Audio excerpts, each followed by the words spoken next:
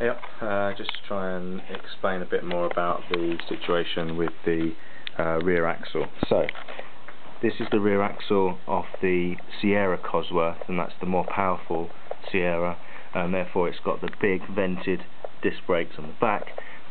Whoever I bought this from, they'd got rid of the actual calipers, and they're big, chunky, heavy ones. So what the plan was is to remove the hub from the Sierra Cosworth, so that's been removed. On the other side, I'll show you that in a second, and replace it with the lighter, smaller calipers from the standard Sierra. So, went to the breaker's yard yesterday and had a wrestle with a old Sierra, and what we came back with is the bearing carrier from the Sierra. So this is the lighter, smaller bearing carrier, and then also the smaller disc brake caliper. Given it a little bit of a clean.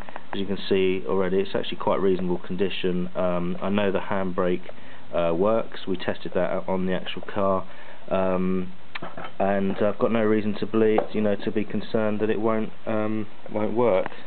So, as you can see, the slider goes back and forth. Just as you can see it slides nice and free. So that's good. So I think actually we can use these with no worries at all. Obviously we'll replace the pads, and we'll replace the disc. Yeah, so that's that. So that's the Sierra caliper. The Sierra hub bearing carrier.